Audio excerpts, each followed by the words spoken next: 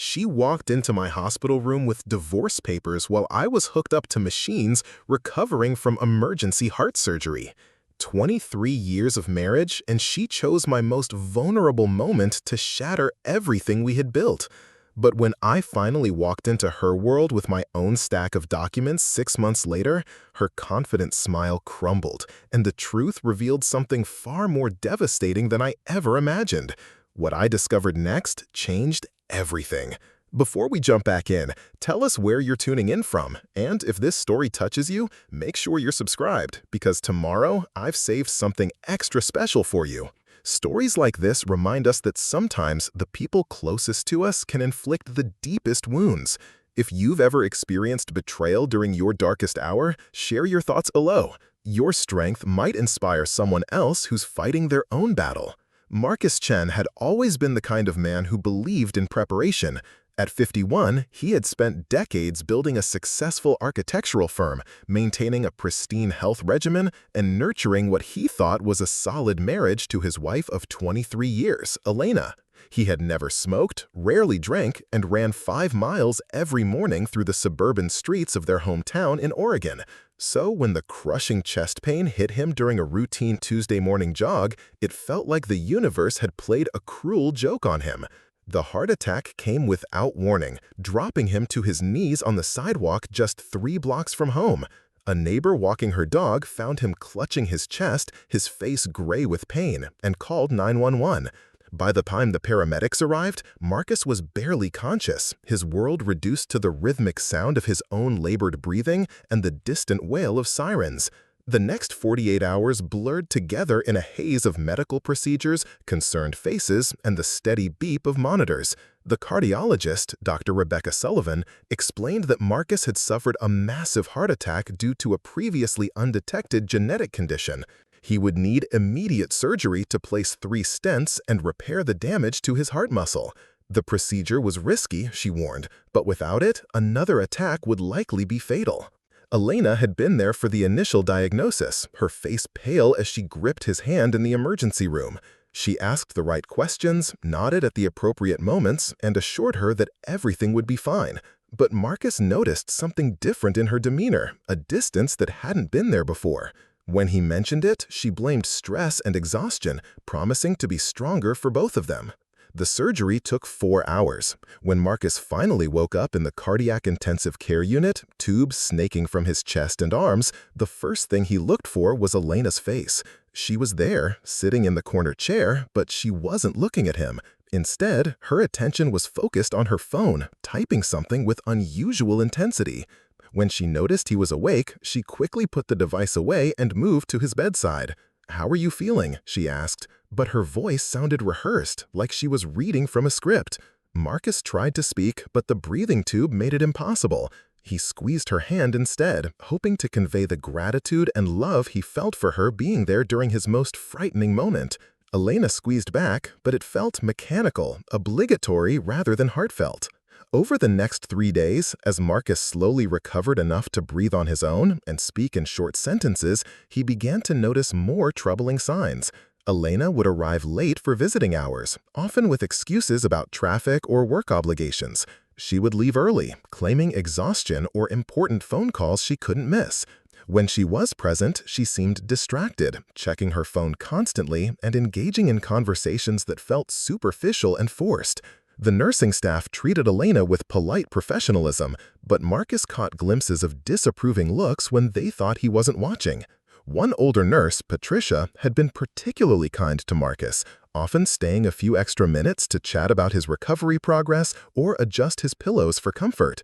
He began to suspect that the medical team had observed something about Elena's behavior that concerned them, but they were too professional to comment directly.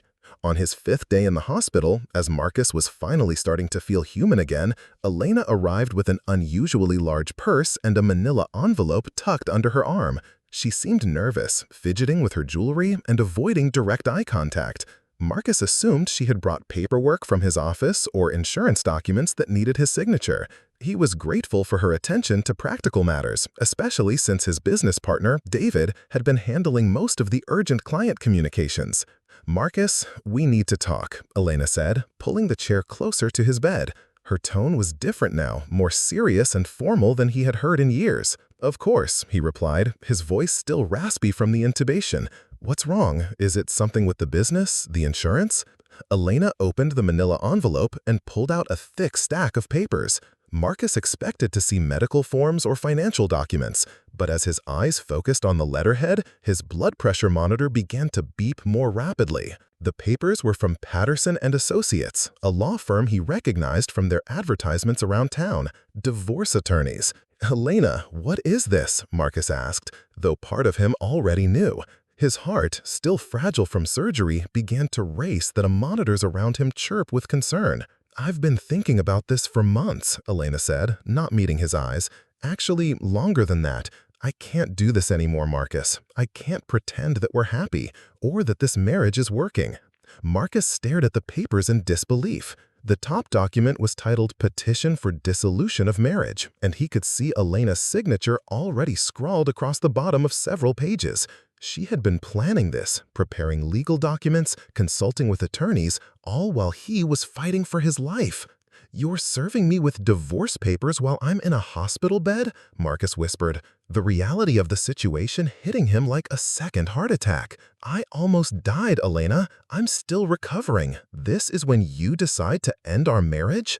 "I know the timing isn't ideal," Elena said, finally looking at him directly, "but I couldn't keep living a lie. I've been unhappy for years, Marcus. You've been so focused on work, on your routines, on everything except us. I felt invisible in my own home." The words stung more than the physical pain he had endured over the past week. Marcus thought about all the years he had worked long hours, not because he loved his job more than his wife, but because he wanted to provide for their future. He thought about the weekend trips they had taken, the quiet dinners, the comfortable routines they had built together. Had she really been miserable through all of it? "We could have talked about this," Marcus said, his voice breaking. "We could have gone to counseling, tried to work things out. Why now? Why like this?" Elena shifted uncomfortably in her chair. "I've already moved most of my things out of the house. I'm staying with my sister until we can figure out the property division. I've tried to be fair about everything, Marcus. I'm not asking for alimony, and I'm willing to split the assets 50-50. The clinical way she dismantled their life together made Marcus feel like he was drowning. The woman sitting beside his hospital bed seemed like a stranger wearing his wife's face. Preparing and narrating this story took us a lot of time, so if you are enjoying it, subscribe to our channel. It means a lot to us. Now, back to the story. Where was the Elena who had cried when they watched romantic movies? Where was the woman who used to trace patterns on his chest while they talked late into the night? "There's something else," Elena continued, pulling out another set of documents. "I need you to sign these papers giving me power of attorney over your medical decisions while you're recovering, just temporarily, until you're back on your feet." Marcus's head spun as he tried to process what she was asking. She wanted to divorce him and control his medical care simultaneously. The contradiction was staggering, but something in her urgency made him suspicious. "Why do you need power of attorney if you're leaving me?" he asked. "It's just a precaution," Elena said quickly. "In case there are complications with your recovery, someone needs to be able to make decisions if you're incapacitated." Marcus looked at the papers again, his mind racing despite the fog of medication. Something about this entire situation felt wrong, orchestrated in a way that went beyond simple marital unhappiness. Elena had never shown interest in his medical care before, often skipping doctor appointments and leaving health decisions entirely to him. Now she wanted legal control over his treatment? "I need time to think about all of this," Marcus said finally, "and I need to talk to a lawyer myself before I sign anything." Elena's face hardened, a flash of anger breaking through her composed facade. "Marcus, don't make this more difficult than it needs to be. I'm trying to handle this maturely, but I won't wait forever." "You've already waited 23 years, Marcus replied, surprising himself with the steel in his voice. "A few more days won't kill you." After Elena left that evening, Marcus lay in his hospital bed staring at the ceiling, his mind churning with questions and suspicions. The divorce papers sat on his bedside table like a ticking bomb, but it was the power of attorney request that bothered him most. Why would Elena need legal control over his medical decisions if she was planning to leave him? He called David, his business partner, and explained the situation in broad terms. David was shocked and immediately offered to recommend a family law attorney. But Marcus had another request that surprised even himself. "I need you to hire a private investigator," Marcus said quietly into the phone. "Marcus, are you sure? That's a big step." "Something about this doesn't add up, David. Elena has never been impulsive or cruel. This timing, the way she's handling everything, it feels calculated. I need to know what's really going on." David agreed to make some discreet inquiries, and Marcus spent the rest of the evening trying to piece together the signs he might have missed. When had Elena started pulling away? When had their comfortable routines become sources of resentment? And most importantly, why did she need legal control over his medical care? The next morning brought a visit from Dr. Sullivan, who wanted to discuss Marcus's recovery timeline and discharge plans. She seemed pleased with his progress, but concerned about his stress levels, which had spiked dramatically since Elena's visit. "Mr. Chen, I need to ask you something, and I want you to be completely honest with me," Dr. Sullivan said, closing the door to his room for privacy. "Are you feeling safe at home? Do you have support for your recovery?" The question caught Marcus off guard. "What do you mean?" "Your wife has been asking very specific questions about your prognosis, your medications, and your recovery timeline. Some of her inquiries have been unusual for a spouse. I'm required to ensure that patients have a safe environment for healing." Marcus felt a chill run down his spine. What kind of questions? Dr. Sullivan hesitated, clearly choosing her words carefully.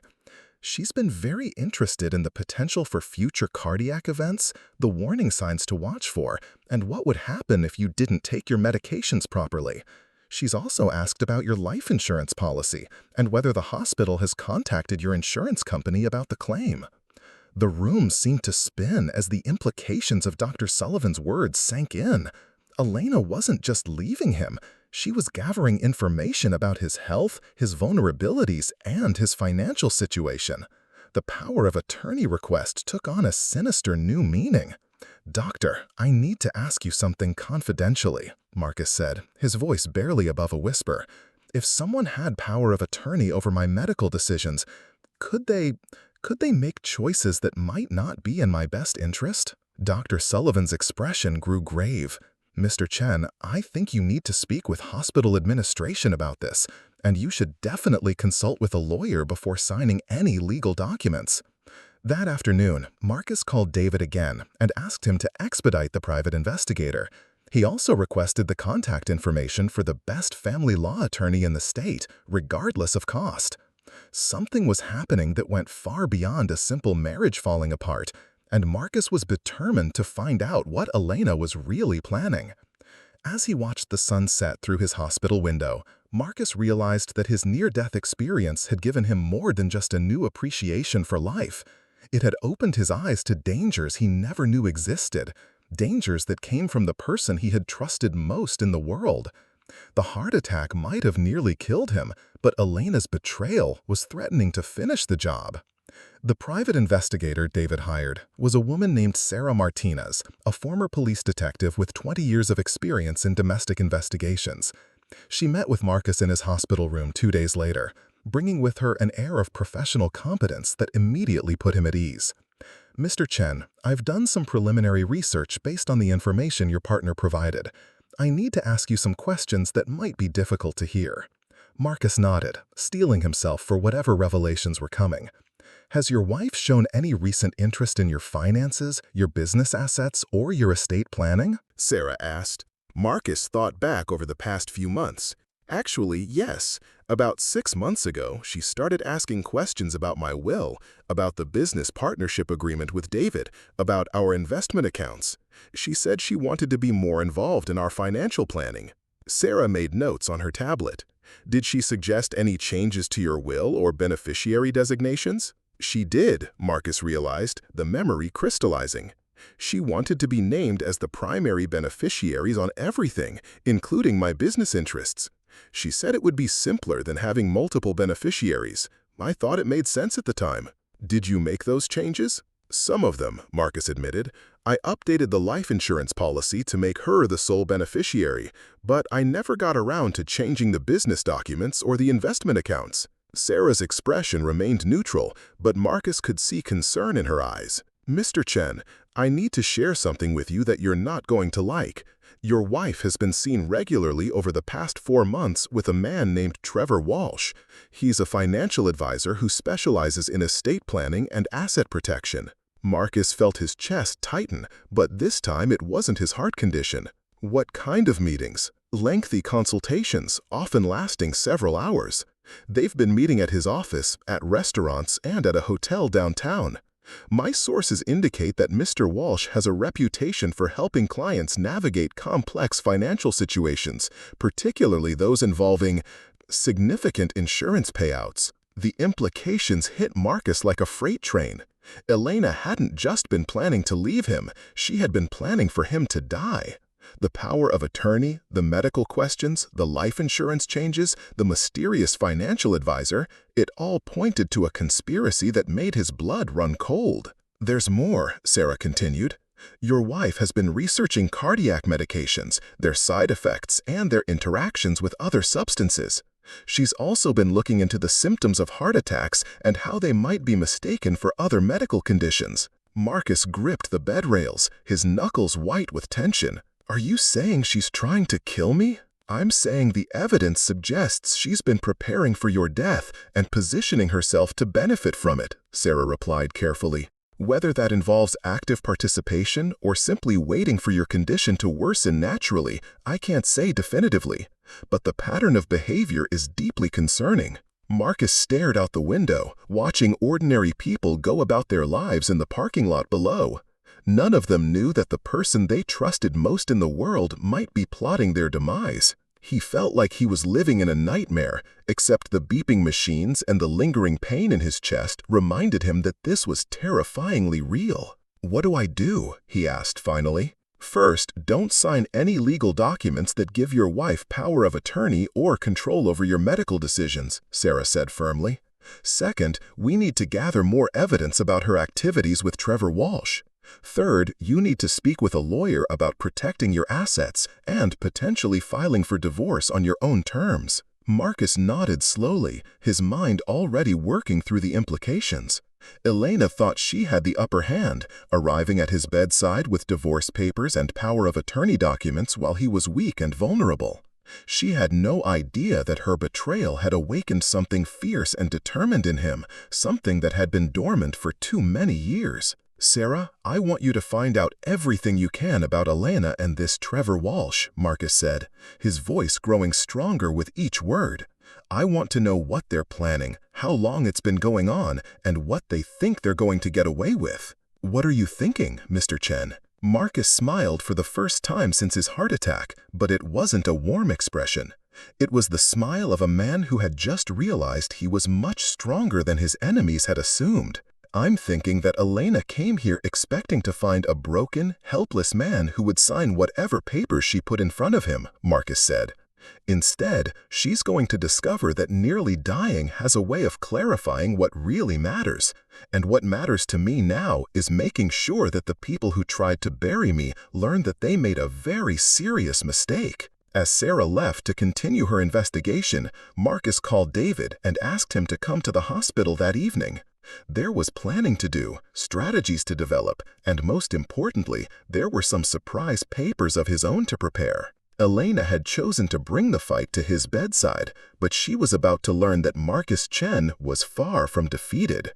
The next few days in the hospital became a turning point for Marcus in ways he never could have anticipated. While Elena continued her visits, maintaining the facade of a concerned wife going through a difficult divorce, Marcus was orchestrating a careful counterattack with the help of Sarah Martinez and his new attorney, Jennifer Walsh, ironically sharing a last name with Elena's mysterious financial advisor. Jennifer Walsh was a formidable woman in her mid-50s, with silver hair and the kind of sharp intelligence that made opposing counsel nervous. She listened to Marcus's story with the focused attention of someone who had seen similar cases before, though she admitted that the timing and circumstances were particularly brazen. Mr. Chen, what your wife is attempting is not just morally reprehensible, it's potentially criminal, Jennifer explained during their first meeting. If we can prove that she was planning to benefit from your death while potentially contributing to it, we're looking at charges ranging from attempted murder to insurance fraud. Marcus felt a grim satisfaction at hearing his suspicions validated by a legal professional. What do we need to prove it? More evidence than we currently have, Jennifer admitted. Sarah's investigation is pointing in the right direction, but we need concrete proof of intent. Financial records, communications between your wife and this Trevor Walsh, and ideally, some kind of admission or recorded conversation. Sarah had been busy during Marcus's recovery. Her investigation had uncovered a disturbing pattern of behavior that painted Elena as a calculating predator rather than an unhappy wife seeking freedom. The evidence was circumstantial but damning. Elena had been meeting with Trevor Walsh for almost 6 months, well before Marcus's heart attack. Their relationship had begun as a professional consultation about estate planning, but had quickly evolved into something more personal and sinister.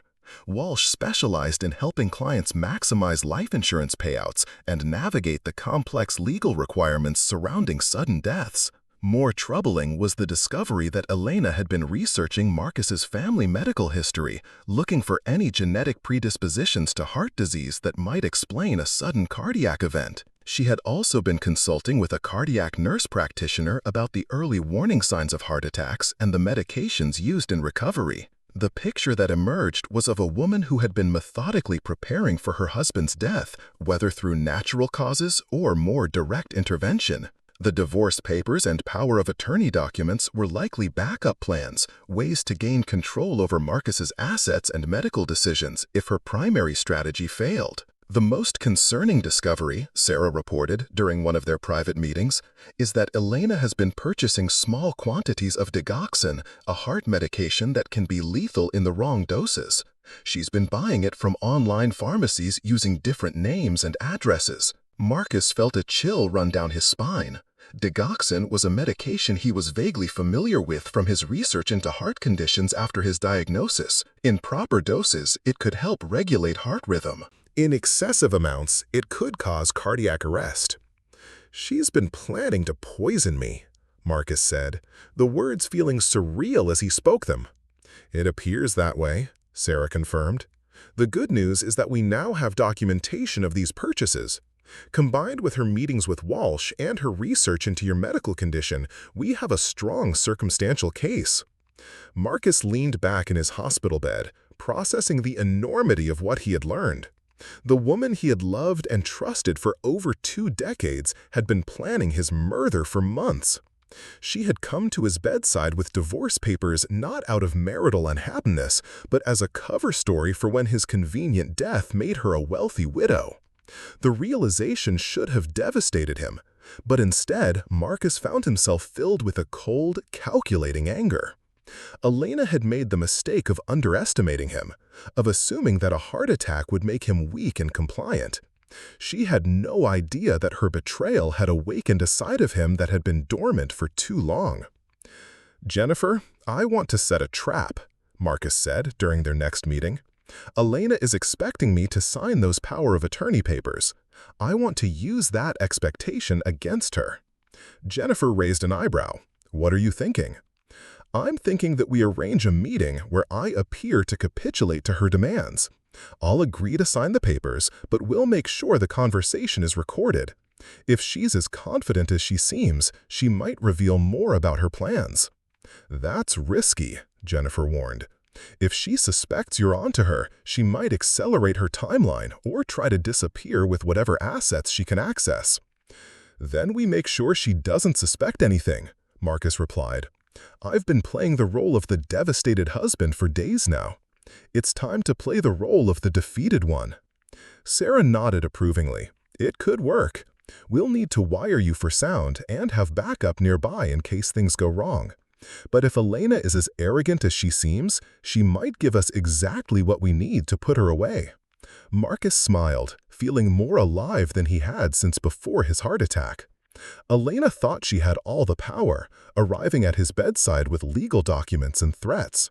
She had no idea that she was about to walk into a carefully prepared trap, one that would turn her own arrogance against her. "Set it up," Marcus said. "It's time for Elena to learn that she picked the wrong man to try to bury."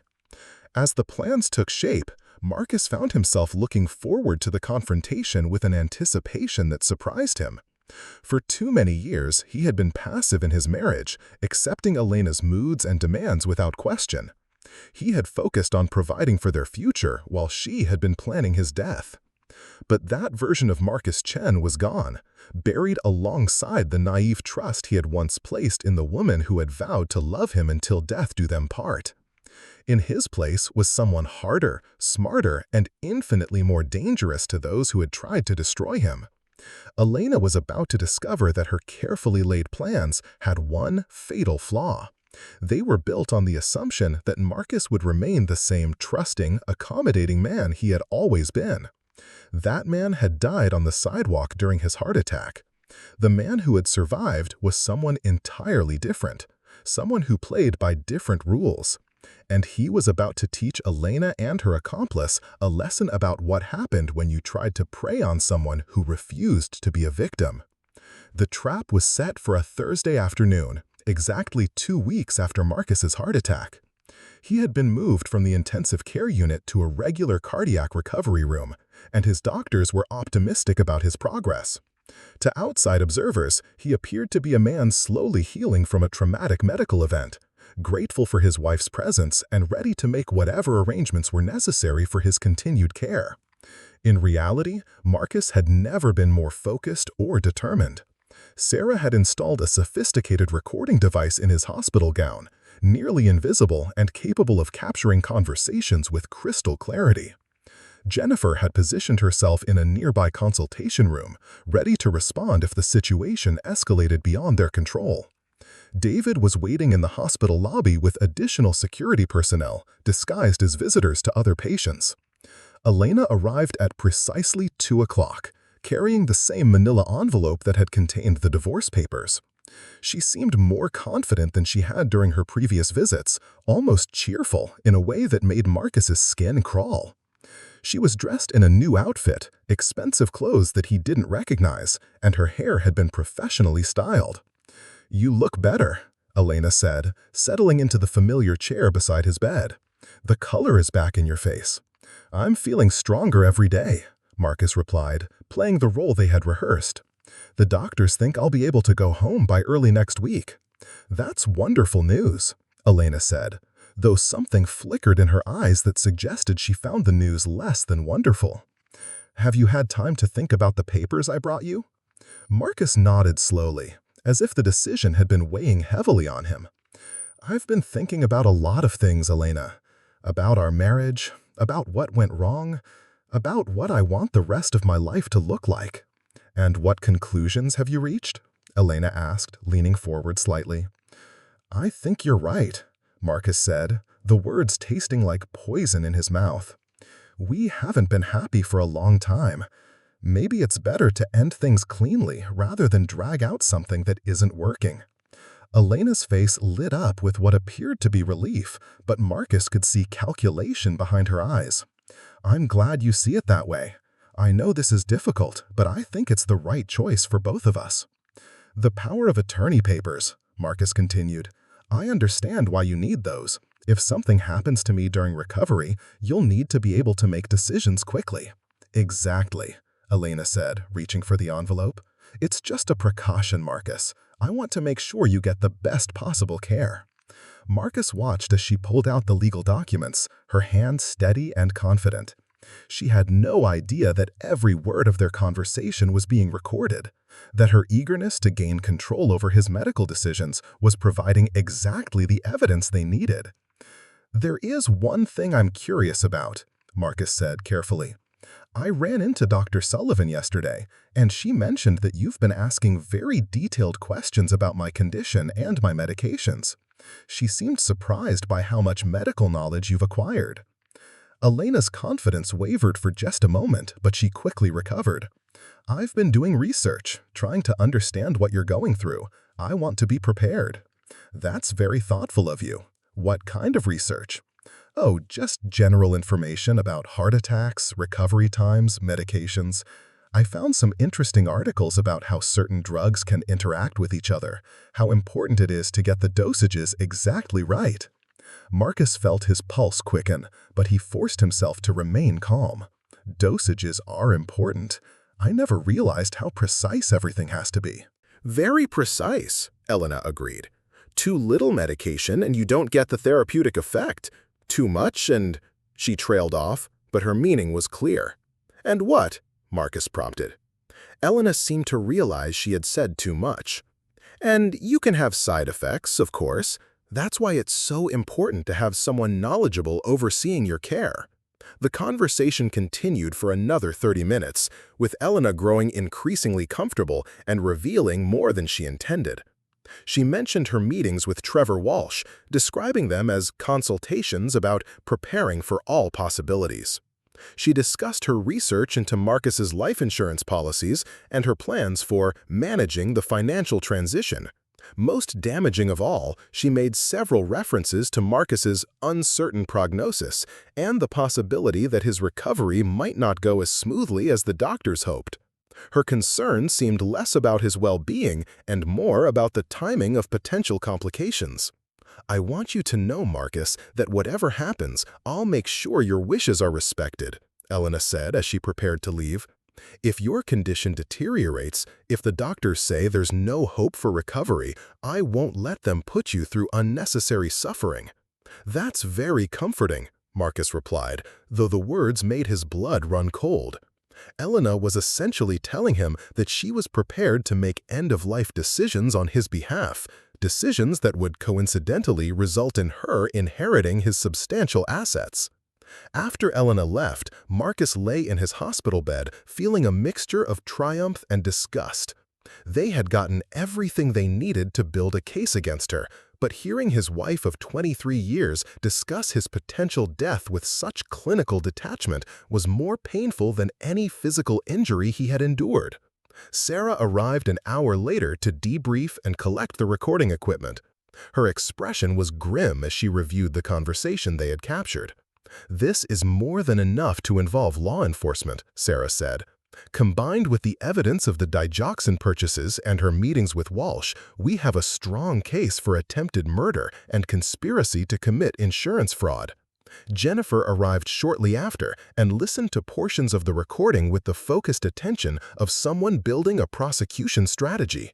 "Mr. Chen, you've done something remarkable here. Most people in your situation would never have had the presence of mind to gather this kind of evidence." Marcus felt a strange sense of pride at the compliment. A few weeks ago, he had been a trusting husband who never questioned his wife's motives or actions. The betrayal had transformed him into someone capable of strategic thinking and careful planning, someone who refused to be a victim. "What happens now?" Marcus asked. "Now we turn everything over to the district attorney's office," Jennifer said.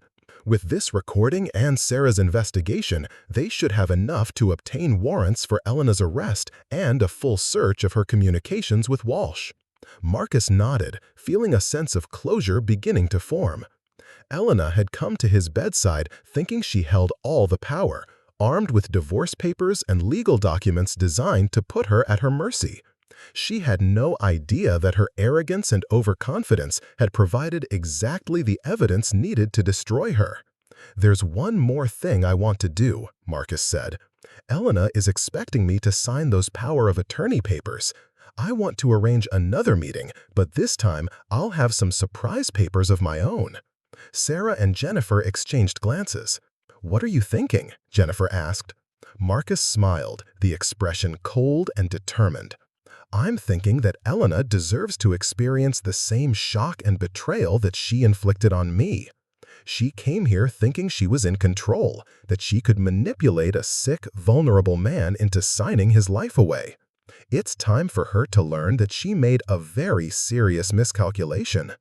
As the legal machinery began to turn and the evidence against Elena was compiled into a comprehensive case, Marcus found himself looking forward to their next meeting with anticipation rather than dread. Elena thought she had been playing chess while he was playing checkers, but she was about to discover that he had been several moves ahead of her all along. The woman who had tried to orchestrate his death was about to face the consequences of her actions, and Marcus intended to be there to watch her world collapse just as completely as she had tried to collapse his. The weekend passed in a blur of careful preparation and mounting anticipation. Marcus had been discharged from the hospital on Friday morning with strict instructions about his medication regimen and follow-up appointments. To anyone watching, he appeared to be a grateful patient eager to return home and begin his recovery under his wife's watchful care. Elena had played the role of devoted spouse perfectly, helping him gather his belongings and fussing over his comfort during the ride home. Their house in the upscale Riverdale neighborhood looked exactly as Marcus had left it before his morning jog 2 weeks earlier. But everything felt different now. The framed wedding photos on the mantelpiece seemed to mock him with their images of younger, happier versions of themselves. The kitchen, where they had shared thousands of meals together, now felt like a stage set, beautiful but hollow, hiding the rot underneath. Elena had indeed moved most of her personal belongings out, as she had mentioned during her hospital visit. Her closet was nearly empty, her jewelry box gone, even her favorite coffee mug had disappeared from the kitchen cabinet.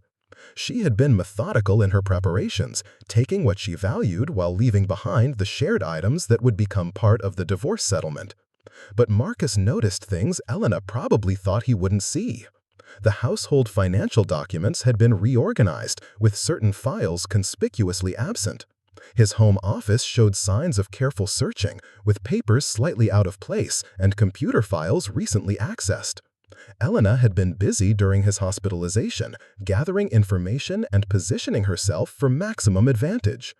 On Saturday morning, Elena suggested they take a walk through their neighborhood, something they hadn't done together in months.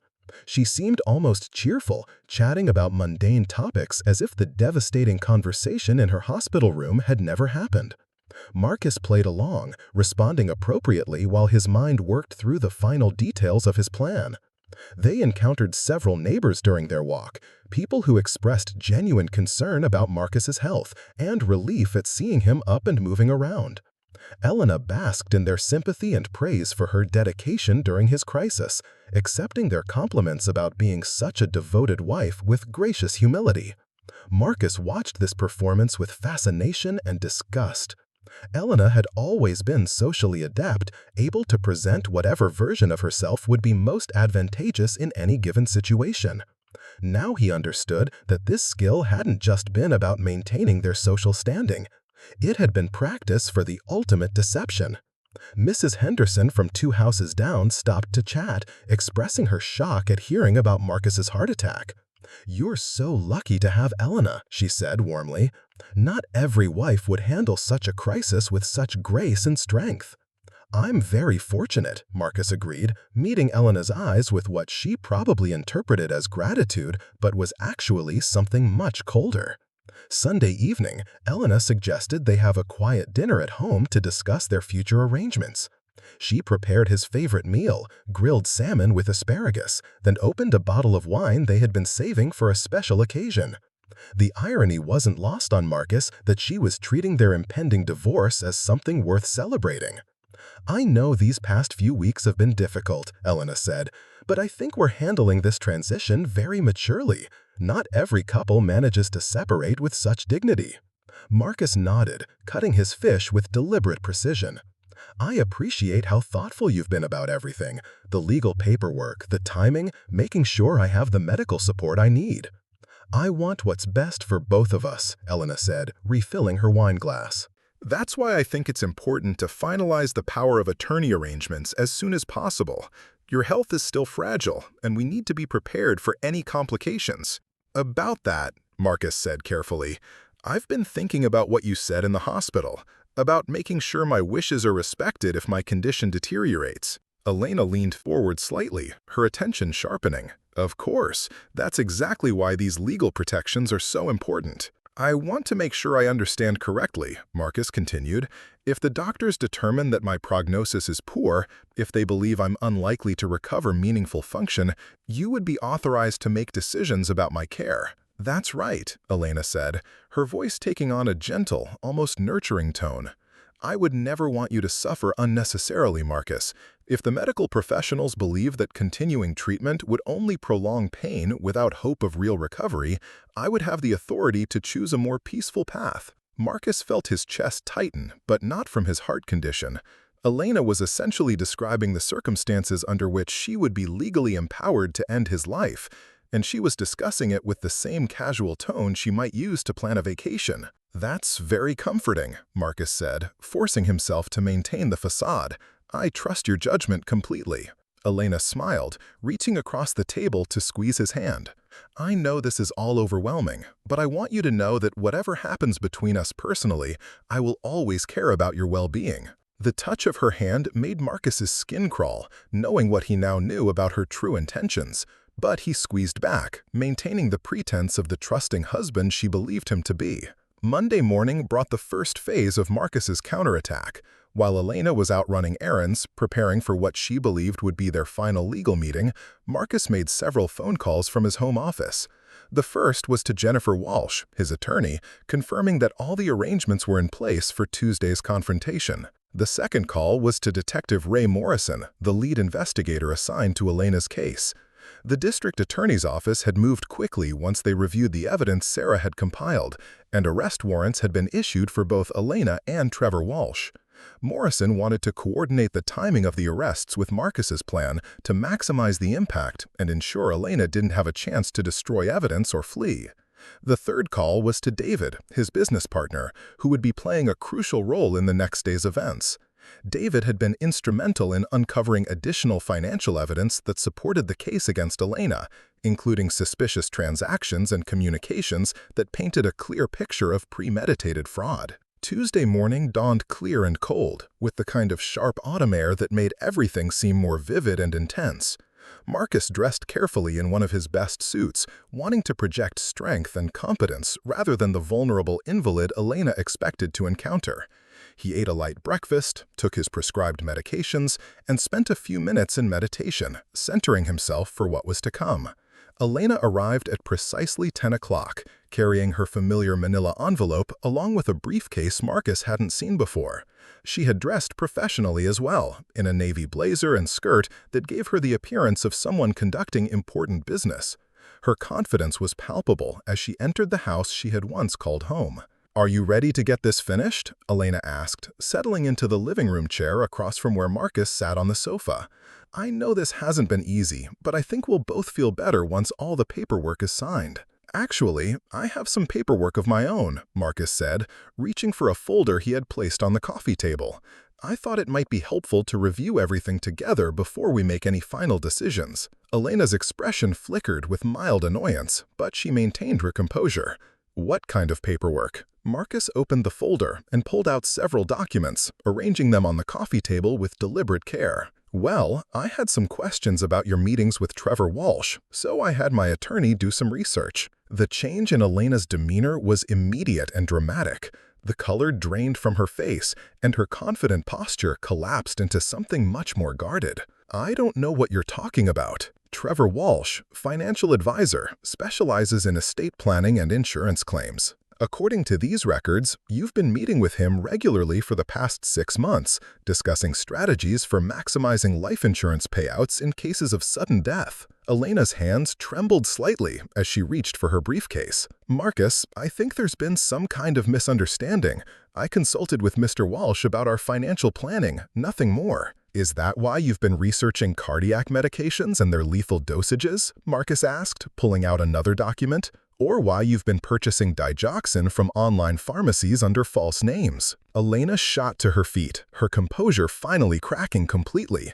"You've been spying on me? You've been having me investigated?" "I've been protecting myself," Marcus replied, his voice steady and cold, "from a wife who has been planning my murder for months." The word murder hung in the air between them like a physical presence. Elena's face went through a series of expressions: denial, anger, fear, calculation. Marcus could see her mind racing, trying to find an angle, a way to regain control of the situation. "This is insane," Elena said, her voice rising. "You're paranoid, Marcus. Your heart attack has affected your judgment. You're seeing conspiracies where none exist." Marcus reached for his phone and played a portion of the recording from their hospital conversation. Elena's own voice filled the room, discussing his uncertain prognosis, her authority over his medical decisions, and her research into drug interactions and precise dosages. Elena sank back into her chair as if she had been physically struck. The sound of her own words, stripped of the hospital context and presented as evidence, made her intentions unmistakably clear. "You recorded me?" she whispered. "I protected myself," Marcus corrected, "from someone who was planning to kill me and steal everything I've worked for." Elena's lawyer persona reasserted herself, and she straightened in her chair. "You can't prove anything. Conversations can be misinterpreted, taken out of context. I was concerned about your health, trying to be prepared for any eventuality." "You're right that recorded conversations can be ambiguous," Marcus agreed. "That's why I'm particularly interested in these financial records showing your payments to Walsh and these communication logs between the two of you, discussing the timing of my inevitable decline and the optimal strategies for claiming insurance benefits." Marcus pulled out a thick stack of documents that made Elena's eyes widen with recognition and terror. Sarah Martinez had been even more thorough than he had initially realized, uncovering a paper trail that documented Elena and Walsh's conspiracy in devastating detail. "There are emails discussing how to make my death appear natural," Marcus continued relentlessly, "text messages about the best timing for introducing additional medications into my recovery regimen, financial projections calculating your expected inheritance under various scenarios." Elena stared at the documents as if they were poisonous snakes. "Where did you get these?" Marcus said. "From the same place the district attorney got them, along with evidence of your digoxin purchases, your medical research, and your meetings with Walsh to plan what you thought would be the perfect murder." The mention of the district attorney hit Elena like a physical blow. She gripped the arms of her chair, her knuckles white with tension. "You're bluffing. You don't have the authority to involve law enforcement in our personal matters." Marcus smiled, an expression devoid of warmth or affection. "I don't need authority when I have evidence of attempted murder and conspiracy to commit insurance fraud. Those are serious felonies, Elena, the kind that result in decades in prison." Elena's breathing became rapid and shallow, her composure disintegrating as the full scope of her situation became clear.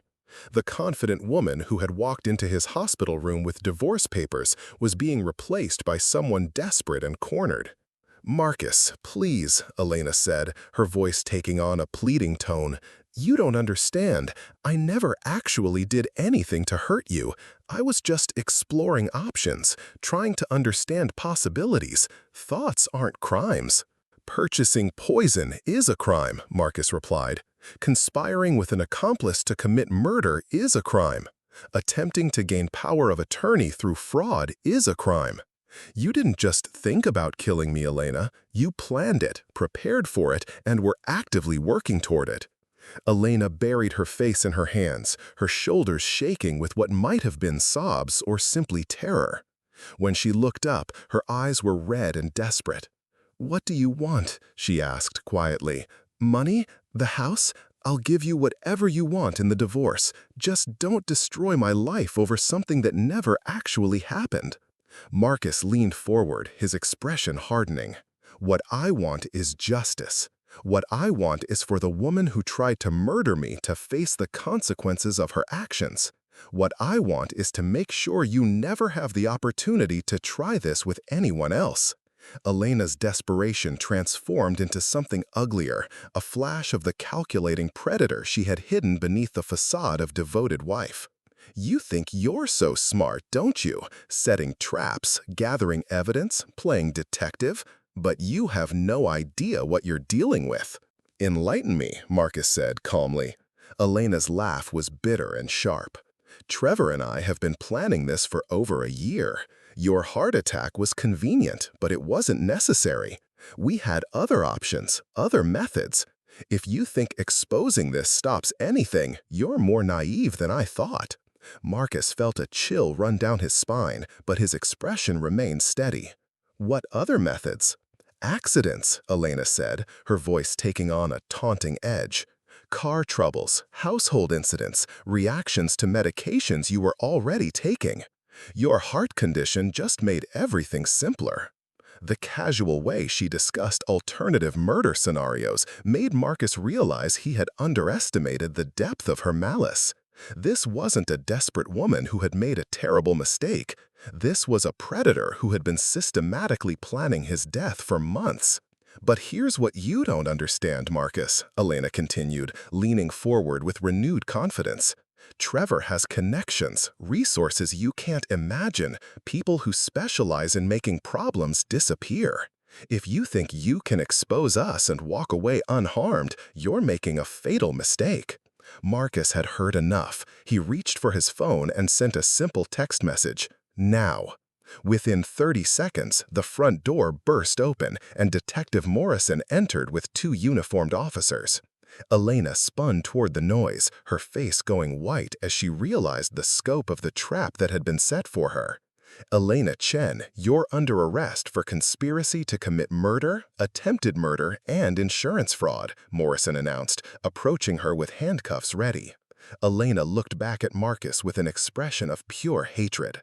"You bastard! You think this is over? Trevor will never let you get away with this." "Trevor Walsh is being arrested at his office as we speak," Morrison informed her, along with several associates who were apparently involved in your conspiracy. As Elena was led away in handcuffs, she turned back toward Marcus one final time. "This isn't finished," she hissed. "You have no idea what you started." Marcus watched from his living room window as Elena was placed in the back of a police car and driven away. The woman who had shared his bed for 23 years, who had promised to love and honor him, had just threatened his life even while being arrested for trying to end it. Detective Morrison remained behind to brief Marcus on what would happen next.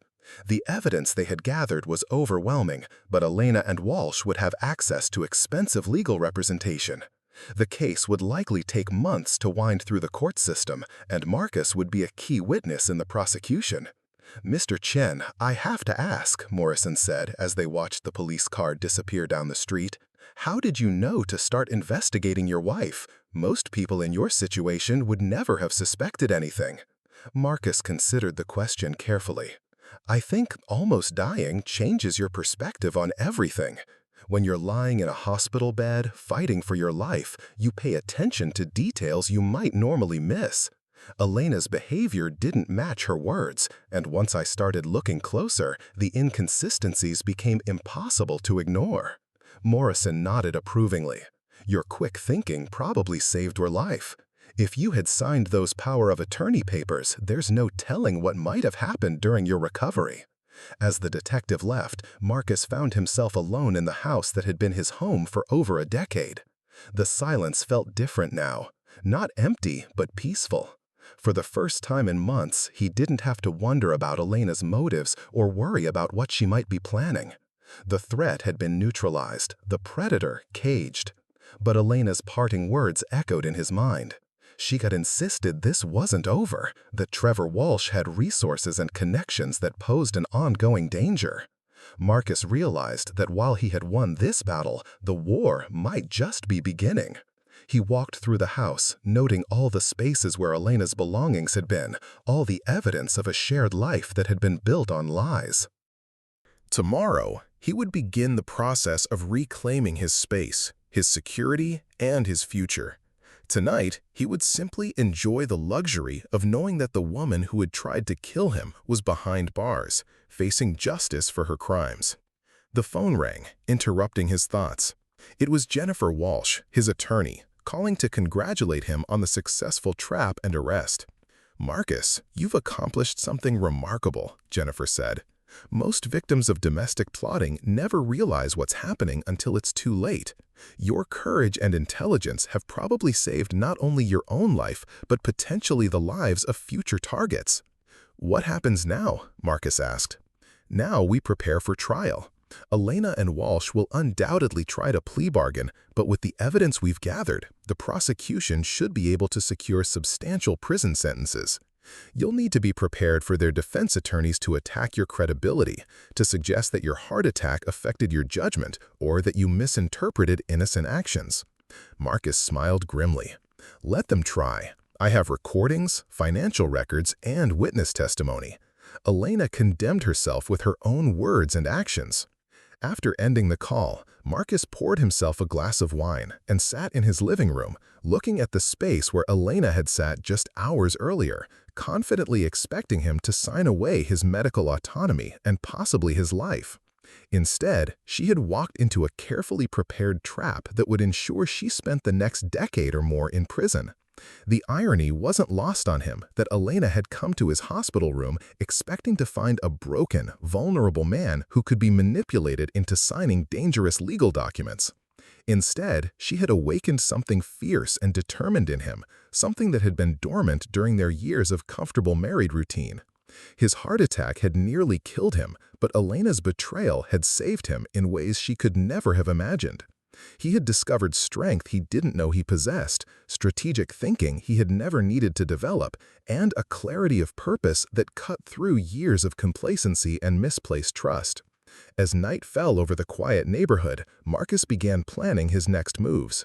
Elena and Walsh were in custody, but their criminal network remained largely intact. Morrison had mentioned ongoing investigations into their associates, but Marcus knew he couldn't simply wait for law enforcement to protect him from future threats. He would need to be proactive, strategic, always several steps ahead of anyone who might wish him harm. The naive, trusting version of himself who had jogged through these same streets 2 weeks earlier was gone forever. In his place was someone harder, smarter, and infinitely more dangerous to those who tried to prey on him.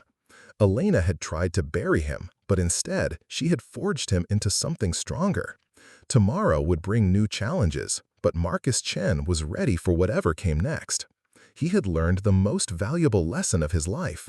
Sometimes the greatest threat comes from those closest to you, and survival depends on your ability to see clearly, act decisively, and never, ever underestimate your own strength.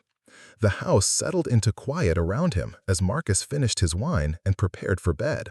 For the first time in months, he would sleep soundly, knowing that the woman who had planned his death was locked away where she could hurt no one. But he would also sleep lightly, alert to any sound or movement that might signal a new threat.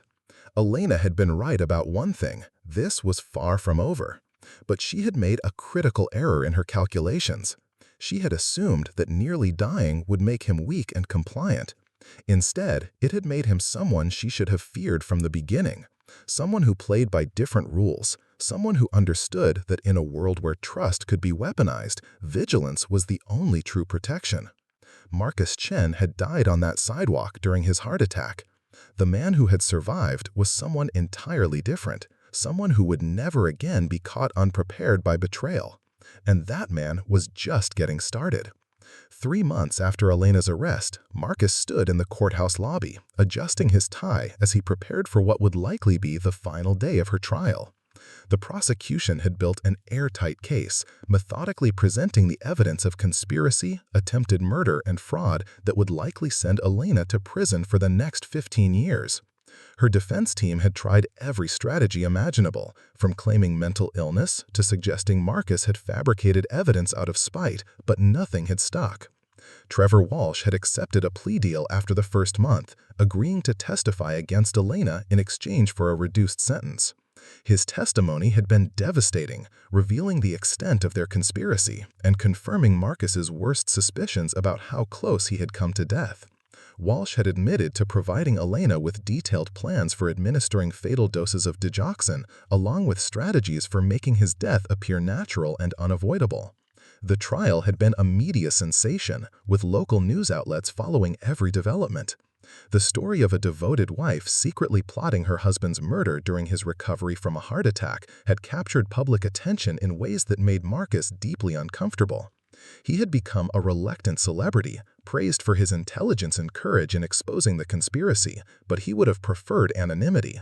Sarah Martinez approached him in the courthouse hallway, carrying a thick folder of documents. Over the past few months, she had become more than just his private investigator. She had become a trusted advisor and friend. Her work had uncovered additional evidence that strengthened the prosecution's case and revealed the full scope of Elena and Walsh's criminal network. "How are you feeling about today?" Sarah asked, settling beside him on one of the wooden benches that lined the corridor. "Ready for it to be over," Marcus admitted. "I want Elena to face justice, but I'm tired of reliving the worst period of my life every day in court." Sarah nodded understandingly. "The jury deliberated for less than 2 hours. That's usually a good sign for the prosecution. Elena's attorney did everything possible to create reasonable doubt, but the evidence was overwhelming." Marcus thought about the past few months of testimony, watching as the details of Elena's betrayal were dissected, analyzed by lawyers, experts, and journalists. He had been forced to relive his heart attack, his recovery, and the crushing realization that his wife had been planning his death. But he had also discovered reserves of strength and resilience he never knew he possessed. The courtroom doors opened, and Jennifer Walsh emerged, looking confident but cautious. She had masterfully guided the prosecution through months of complex testimony, never allowing the defense to muddy the waters or shift blame away from Elena. Her closing argument the previous day had been a masterpiece of logical reasoning and emotional appeal. "The jury is back," Jennifer announced. "Are you ready for this?" Marcus stood and straightened his jacket. "I've been ready since the day Elena walked into my hospital room with those papers." The courtroom was packed with spectators, journalists, and family members from both sides. Elena's parents sat in the front row behind the defense table, looking aged and defeated by the revelations about their daughter. They had maintained her innocence throughout the trial, but Marcus could see doubt creeping into their expressions as the evidence mounted. Elena herself looked nothing like the confident, calculating woman who had tried to manipulate him during her recovery. Months of legal proceedings and public scrutiny had taken their toll. She appeared smaller, more fragile, though Marcus knew that beneath the surface, the predator remained unchanged. As the jury filed in, Marcus studied their faces, trying to read their expressions. The foreman, a middle-aged man who worked as an engineer, looked solemn but determined.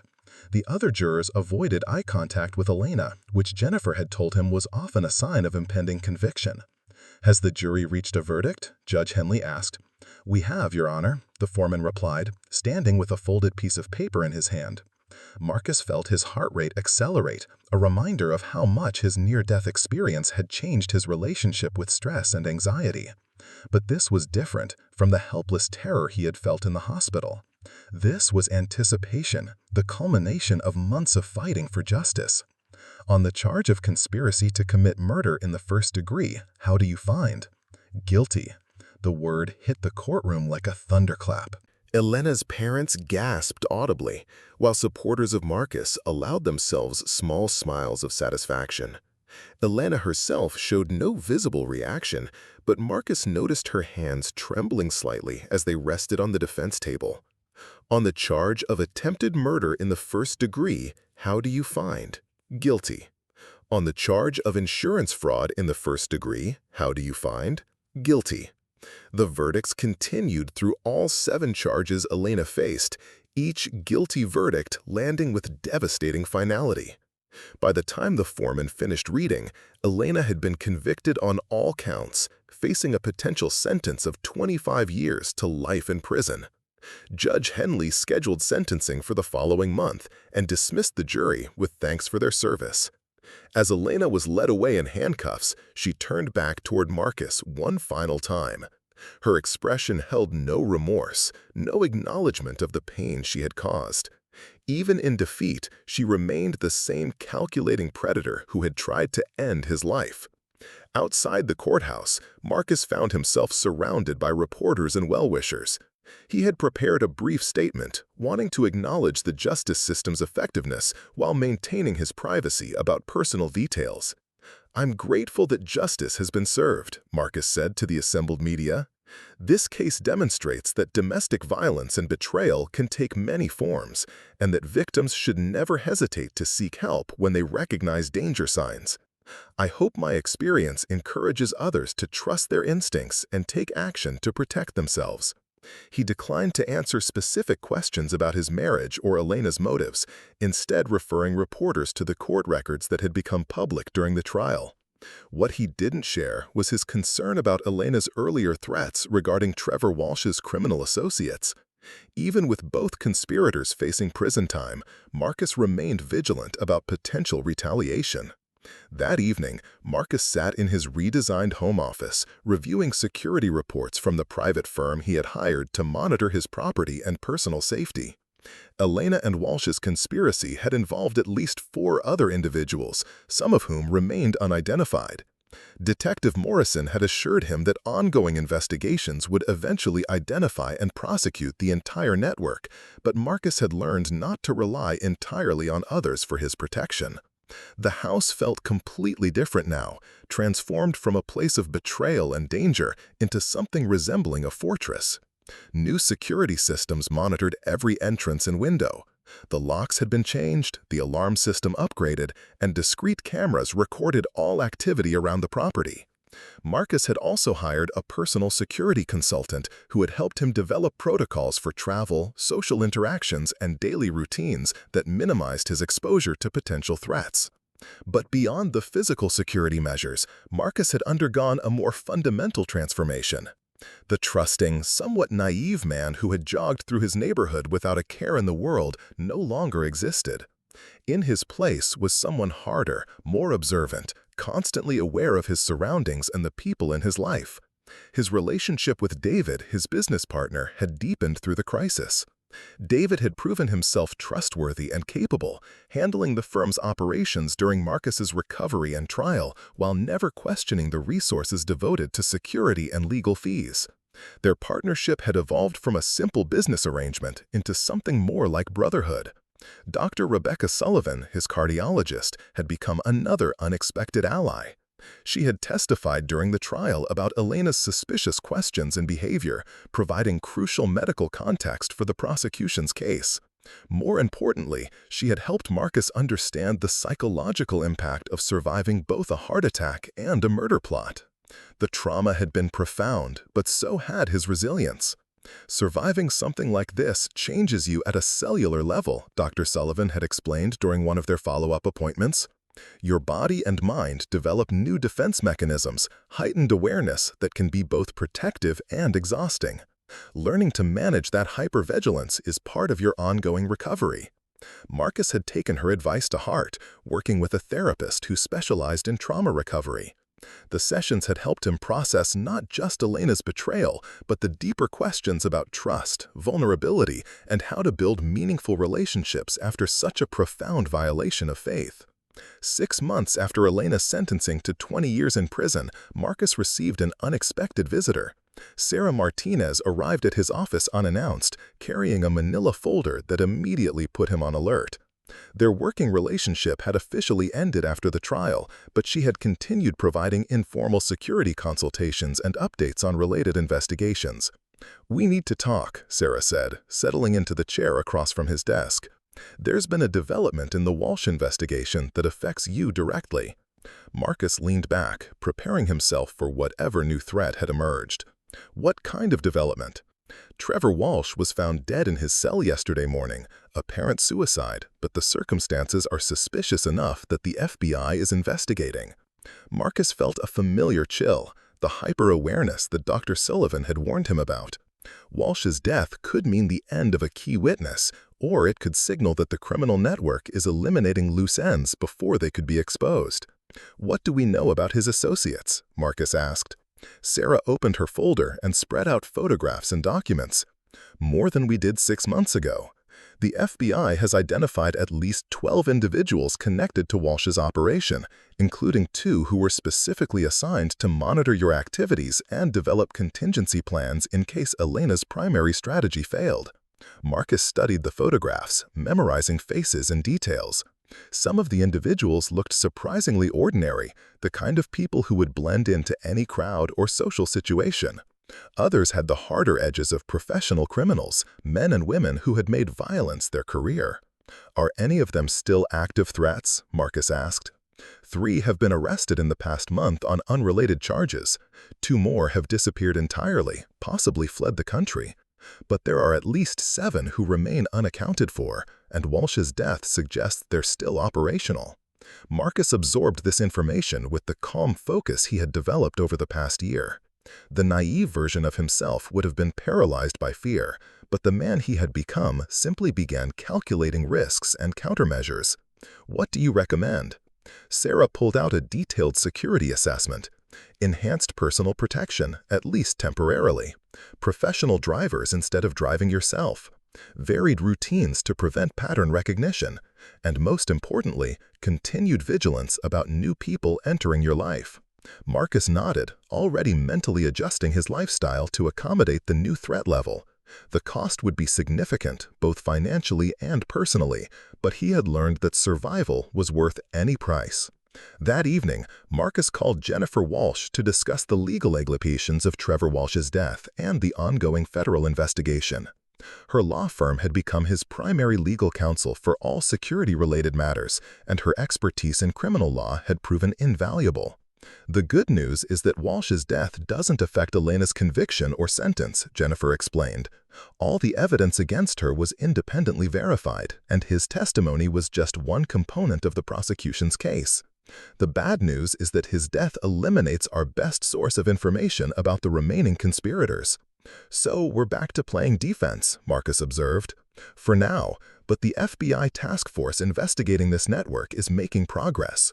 They've linked Walsh's operation to similar schemes in at least 4 other states. This wasn't just about you and Elena. It was part of a larger criminal enterprise that specialized in domestic homicides for financial gain. Marcus found himself both disturbed and oddly relieved by this. Elena's betrayal had felt intensely personal, a unique violation of trust and love. Learning that it was part of a broader criminal pattern somehow made it less about his failures as a husband and more about Elena's choice to become involved with dangerous criminals. Over the following months, Marcus settled into a new routine that balanced security consciousness with his determination to live fully. He continued running his architectural firm, taking on challenging projects that engaged his creativity and professional skills. He traveled, though always with security precautions that would have seemed excessive a year earlier. He even began dating, carefully and selectively, but with an openness to the possibility of finding love again. The woman who eventually captured his attention was Dr. Amanda Foster, a pediatric surgeon he met at a medical charity fundraiser. She was intelligent, compassionate, and had her own experience with betrayal, having survived a messy divorce from a colleague who had stolen both her research and her trust fund. Their relationship developed slowly, built on mutual respect and careful honesty about their past traumas. "I understand why you need to be careful," Amanda said during one of their early conversations about his security measures. "What Elena did to you was unthinkable, but I hope you won't let it destroy your ability to trust completely." Marcus appreciated her patience with his hypervigilance and her willingness to accommodate security protocols that would have driven away many potential partners. She underwent a thorough background check without complaint, understanding that his caution was born from necessity rather than paranoia. A year after Elena's sentencing, Marcus received a letter from her in prison. He debated whether to read it, ultimately deciding that knowledge was always preferable to ignorance. Elena's handwriting had deteriorated during her incarceration, but her message was clear and chilling. She maintained her innocence despite the overwhelming evidence and her criminal conviction. She blamed Marcus for destroying her life, claimed that he had misinterpreted her actions and fabricated evidence out of spite. Most disturbing of all, she hinted that their story was far from over, suggesting that she had allies who would eventually settle the score on her behalf. Marcus shared the letter with both Sarah and Jennifer, who recommended increasing security measures temporarily while they assessed whether Elena's threats represented genuine danger or desperate posturing from a convicted felon with no remaining options. "She's been in protective custody since the threats against Walsh's life became known," Jennifer explained. "Her ability to communicate with outside criminals is limited, but not eliminated. We should take her warnings seriously." Marcus had expected something like this. Elena's personality hadn't changed simply because she was behind bars. If anything, prison had likely intensified her rage and desire for revenge. But he was no longer the vulnerable, trusting man she had tried to kill. He was prepared for whatever she might attempt. The final resolution came 18 months after Elena's conviction, when federal agents arrested the last members of Walsh's criminal network during a coordinated sweep across multiple states. The investigation had revealed a sophisticated operation that had been responsible for at least 15 suspicious deaths over a 5-year period, generating millions of dollars in fraudulent insurance claims. Elena's role had been larger than initially suspected. She hadn't been a desperate housewife who stumbled into a murder plot. She had been a key recruiter who identified wealthy, isolated targets for the organization. Marcus had been neither her first victim nor her intended last. She was essentially a Black Widow spider, Detective Morrison explained during the briefing about the arrests. She would identify men with significant assets and few close family connections, then systematically isolate them and position herself to inherit everything after their arranged deaths. Marcus felt a strange mixture of vindication and revulsion, learning that Elena's betrayal had been even more calculating than he had imagined. She had never loved him, she had selected him as a target and spent years positioning him for eventual murder. But the revelation also brought closure. Elena's conviction had been about justice for her specific crimes against him. The federal investigation had been about protecting future victims from a criminal organization that preyed on trust and love to commit murder. 2 years after his heart attack, Marcus stood on the balcony of his new home, looking out over the city lights as he reflected on his journey from victim to survivor to someone who had helped expose a national criminal conspiracy. The house was smaller than the one he had shared with Elena, but it felt more authentic, more truly his own. Amanda joined him on the balcony, carrying 2 glasses of wine and wearing the engagement ring he had given her the previous month. Their relationship had survived the scrutiny of background checks, security assessments, and the stress of ongoing legal proceedings. She had proven herself trustworthy in ways that mattered, supporting him through the darkest periods while maintaining her own independence and strength. "Any regrets?" Amanda asked, settling beside him and looking out at the same view. Marcus considered the question carefully.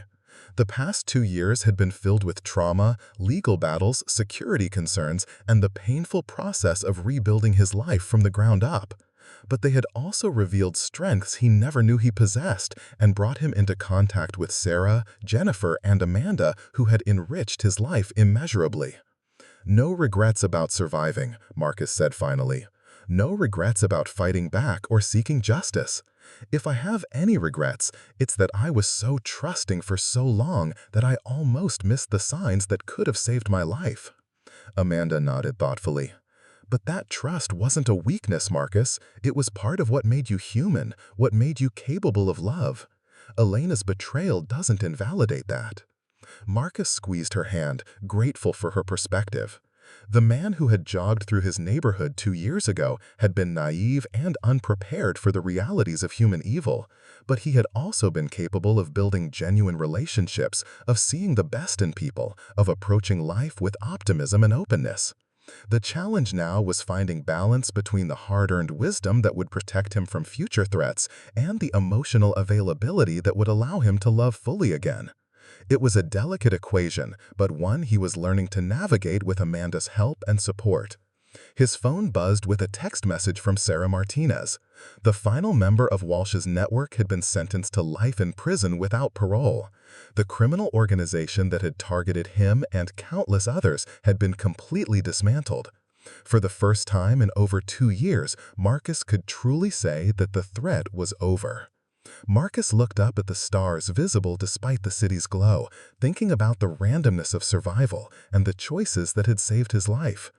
If he hadn't paid attention to Elena's strange behavior, if he hadn't trusted his instincts enough to hire a private investigator, if he hadn't been strong enough to set a trap and gather evidence, he would have been just another name in Walsh's files, another successful murder disguised as natural death. But he had survived, and in surviving, he had helped protect countless future victims from the same fate. Elena was serving a 20-year sentence, Walsh was dead, and their criminal network had been destroyed. Justice had been served, and Marcus had emerged from the ordeal stronger and more aware than ever before. "Ready to go inside?" Amanda asked as a cool breeze swept across the balcony. Marcus took one final look at the city below, at the life he had rebuilt from the ashes of betrayal and attempted murder.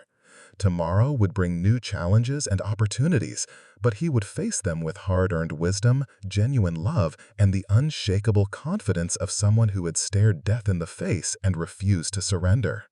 "Ready," Marcus said, taking Amanda's hand as they walked back into their home together. The ordeal that had begun with divorce papers in a hospital room had ended with justice served and a new life built on foundations of truth, trust, and mutual respect. Marcus Chen had died during that heart attack on a suburban sidewalk. The man who had survived was someone Elena could never have destroyed, someone who understood that strength comes not from avoiding betrayal, but from rising above it. The story was finally complete, and Marcus was ready to write the next chapter of his life with someone who deserved his trust and would honor it with her own. The nightmare was over, and the real healing could finally begin. Up next, you've got 2 more standout stories right on your screen. If this one hit the mark, you won't want to pass these up. Just click and check them out.